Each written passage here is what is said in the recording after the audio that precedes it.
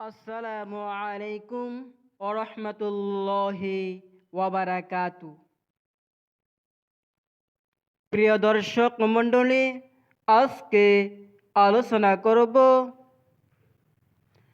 জুমার দিন আসরের পর থেকে একটি আমল করুন, জীবনে কখনো কঠিন রোগ হবে না, রোগ থাকলে সুস্থ হবেন ইনশাআল্লাহ। আল্লাহ তাআলার শিখানো একটি পরীক্ষিত দোয়া। অনেক টাকা খরচ করেছেন, বহু ডাক্তার দেখিয়েছেন, তারপরেও আপনার রোগ ভালো হয় না, আপনি হতাশ হয়ে গেছেন। আমি আপনাকে বলবো, প্রতি সপ্তাহে একদিন পবিত্র জুমার দিন আমি যে নিয়মে বলবো সেই নিয়মে আমলটি করুন, অবশ্যই আপনি আপনার ফলাফল পেয়ে যাবেন। তারপর নিজ চোখের সামনে আপনি ফলাফল দেখুন ইনশাআল্লাহ। আপনার যত বড়ই কঠিন মারাত্মক রোগ থাকুক না কেন, মহান মালিক আল্লাহ পরিপূর্ণ সুসংবাদ দিয়েছেন।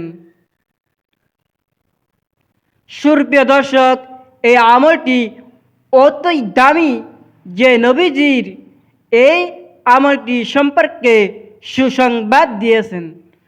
সুপ্রিয় দর্শক, এই আমলটি অতই পাওয়ারফুল একটি আমল, এত শক্তিশালী একটি আমল আপনারা কখনো প্যারালাইজ রোগ, brain stroke, heart attack, diabetes, cancer রোগ ইত্যাদি যত কঠিন রোগ আছে ইনশাআল্লাহ আল্লাহর হেফাজত করবেন। তো প্রিয় দর্শক, যদি আপনি কঠিন রোগ থেকে বাঁচতে চান, যদি আপনি চান পরিপূর্ণ সুস্থ জীবন, তাহলে আজকের আমলটি শুনুন, আমলটি শিখুন, আমলটি করুন, অবশ্যই আপনার কাজেই আসবে। আজকের ভিডিওটি অত্যন্ত গুরুত্বপূর্ণ একটি ভিডিও, মনোযোগ সহকারে দেখতে থাকুন, শুনতে থাকুন ইনশাআল্লাহ। সুপ্রিয় দর্শক, মূল আলোচনা যাওয়ার পূর্বে চলুন একটু প্রার্থনা করে নেই। হে মহান দয়ালু প্রেমময় আল্লাহ, আপনি আমাদেরকে কঠিন মারাত্মক রোগ ব্যাধি থেকে হেফাজত করুন। আমরা সকলে বলি আল্লাহুম্মা আমিন।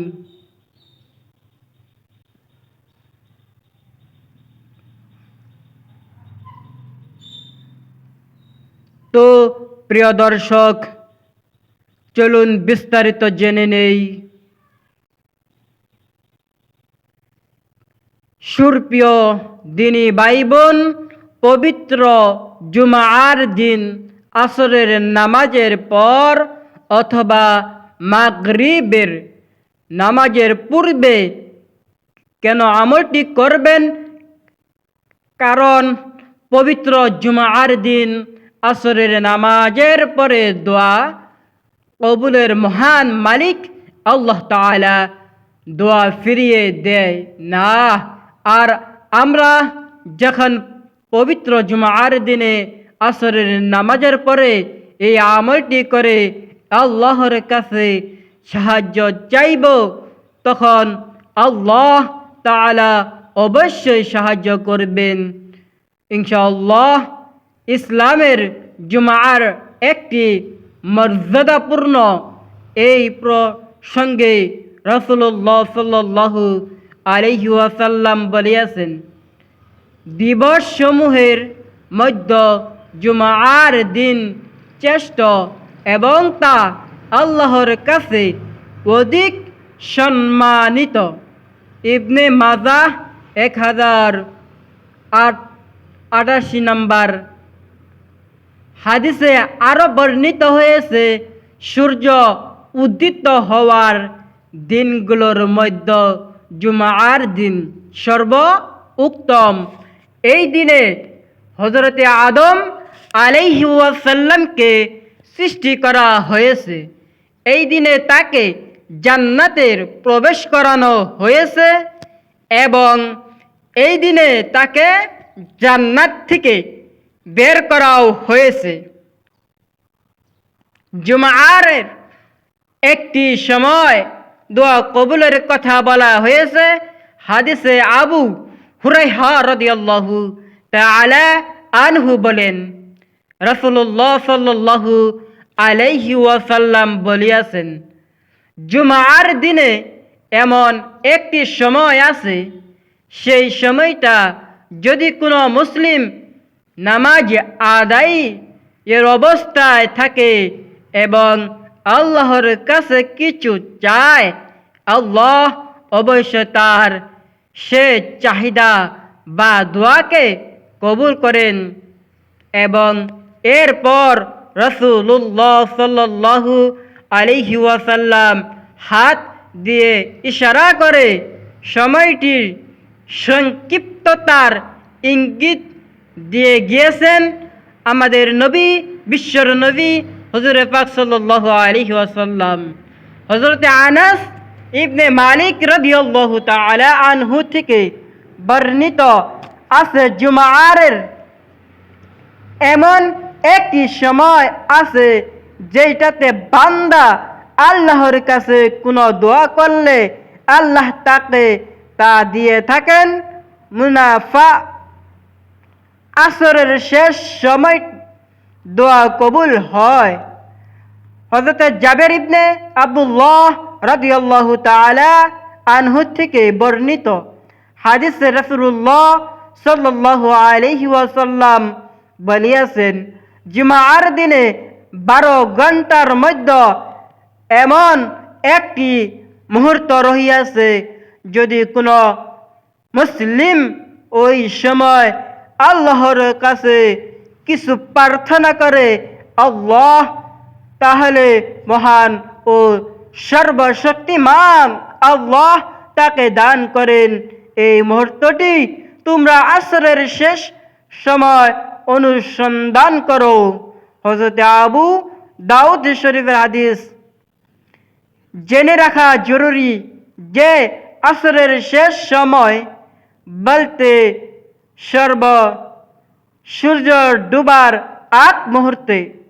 আব্দুল্লাহ ইবনে সালাম রহমাতুল্লাহ আলাই বর্ণনা করেন, শুক্রবারের আসরের পর থেকে সূর্য অস্ত পর্যন্ত দোয়া কবুল হয়। বিখ্যাত সিরাত গ্রহের বর্ণিত হয়েছে, জুমার দিন আসরের নামাজ আদায়ের পর দোয়া কবুল হয়। জাদুল মাআদ। ইমাম আহমদ রহমাতুল্লাহ আলাই ও আসরের পর বিশেষভাবে দোয়া কবুল হওয়ার কথা বলিয়াছেন। বিখ্যাত হাদিসের গ্রহ তিরমিজি শরীফের হাদিস 2 খণ্ডের 360 নং পৃষ্ঠা তার বিশেষ কথাটি উল্লেখ আছে। আশা করি বুঝতে পেরেছেন। আলহামদুলিল্লাহ। কেন জুমার দিন আসরের পর আমলটি অবশ্যই করবেন।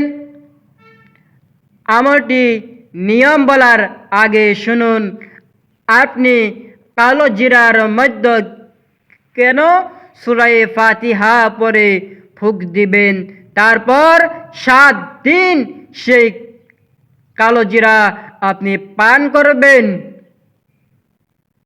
কালো জিরা হলো সমস্ত রোগের মহা ঔষধ। মৃত্যু ছাড়া নবীজির হাদিসের মধ্যে বলিয়াছেন। আবু হুরায়রা রাদিয়াল্লাহু তাআলা আনহু থেকে বর্ণিত, তিনি বলেন, রাসূলুল্লাহ সাল্লাল্লাহু আলাইহি ওয়াসাল্লাম কে বলতে শুনিয়াছেন, কালো জিরা শাম ব্যতীত সকল রোগের ওষুধ। ইবনু শিহাব বলিয়াছেন, আর শাম অর্থ মৃত্যু। আর কালো জিরা শনিজ কে বলা হয়। আবু বুখারী শরীফের হাদিস।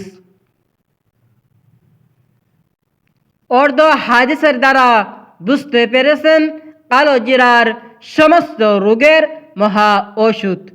আর কেন জুমার দিন সূরা ফাতিহার পরে ফুঁক দিয়ে 7 দিন পর্যন্ত আপনি সেই কালো জিরাকে পান করবেন, সে বিস্তারিত জেনে রাখুন। সুপ্রিয় দর্শক, সূরা ফাতিহার আমল কেন করবেন? নবীজি সাল্লাল্লাহু আলাইহি ওয়াসাল্লাম এই সম্পর্কে কি বলেছেন? আমরা দৃঢ় বিশ্বাস যার শুনবে তারা কখনো আমলটি ছাড়বে না ইনশাআল্লাহ। এই বিষয়ে হযরতে আব্দুল মালিক ইবনে উবাইর রাহমাতুল্লাহ আলাইহি থেকে বর্ণিত হাদিসে রাসূলুল্লাহ সাল্লাল্লাহু আলাইহি ওয়াসাল্লাম বলিয়াছেন, সূরা ফাতিহা সব রোগের মহা ঔষধ। সুনানে দারেমি হাদিস 3488, মিশকাত শরীফের হাদিস 2170। মুল্লা আলী কারি রহমাতুল্লাহ আলাইহি বলেন, সূরা ফাতিহার অক্ষর শব্দ পড়াতে যেমন শেফা আছে, তেমনি লেখাতেও শেফা আছে। যে কোনো ধরনের রোগ, চাই দিনই হোক কিংবা পাখির অনুভবযোগ্য হোক বা না হোক, সব কিছু এই সূরার পড়া বা লেখার বরকতে আল্লাহর ইচ্ছা আরোগ্য হবে। মিশকাতুল মাফাতিহ। আল্লাহ তাআলা আমাদিগকে এই আমলগুলো করার তৌফিক দান করুন। হযরত আবু সাঈদ ইবনে মুআল্লা রাহমাতুল্লাহ আলাইহি বর্ণিত হয়েছে, একদা হযরতে রাসূলুল্লাহ সাল্লাল্লাহু আলাইহি ওয়াসাল্লাম বলেন, আমি কি মসজিদ থেকে বের হওয়ার আগে তোমাকে কুরআনের শ্রেষ্ঠতর সূরা শিখাবো না? তারপর যখন মসজিদ থেকে বের হওয়া ইচ্ছা পোষণ করলাম, তখন বললাম, ইয়া রাসূলুল্লাহ, আপনি না আমাকে কুরআনের শ্রেষ্ঠতর সূরা শিখাবার কথা বলিয়াছেন? তিনি বললেন, তা হলো সূরা আলহামদুলিল্লাহি রাব্বিল আলামিন। এটি সেই 7টি পূর্ণ আয়াত এবং আমাকে প্রদক্ষণ মহা কুরআন। সুনানে আবু। সুপ্রিয় দর্শক, আশা করি বুঝতে পেরেছেন। আলহামদুলিল্লাহ। এখন শুনুন কিভাবে জুমার দিন আসরের পর অথবা মাগরিবের পর আমলটি করবেন। আমলটি করতে বেশি সময় লাগবে না ইনশাআল্লাহ। জুমার দিন আসরের পর আমলটি করবেন। যখন আপনি আমলটি করবেন তখন আপনার ওযু থাকতে হবে। যদি আপনি আসরের পর আমলটি করতে না পারেন তবে মাগরিবের পর আমলটি করবেন, অর্থাৎ আসরের পর থেকে মাগরিবের পর পর্যন্ত আমলটি করার সময় বলা হয়েছে। যদি আপনি আসরের পর আমলটি করতে না পারেন তবে মাগরিবের নামাজের পর অর্থাৎ আসরের পর থেকে মাগরিব পর্যন্ত আমলটি করার সময় থাকবে ইনশাআল্লাহ। এই সময়ের মধ্যে আপনি যখনই সময় পান তখনই পড়বেন। প্রথমে 3 বার পড়বেন দরুদ ইব্রাহিম। দরুদ ইব্রাহিম বাংলা উচ্চারণ আল্লাহুম্মা সাল্লি আলা মুহাম্মদ ওয়া আলা আলি মুহাম্মদ কামা সাল্লাইতা আলা إبراهيم وعلى آل إبراهيم إنك حميد مجيد اللهم بارك على محمد وعلى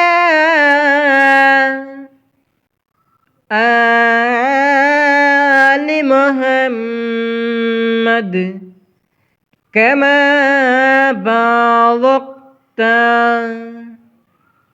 على إبراهيم وعلى آل إبراهيم إنك حميد مجيد সূরা ফাতিহা 7 বার পড়ার পর আবারও দরুদ ইব্রাহিম 3 বার পড়বেন।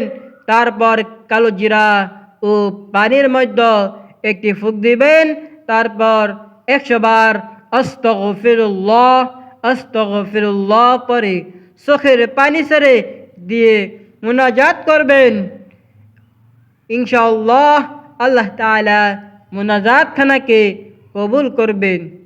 আমলটি প্রতি জুমার দিন একবার করবেন।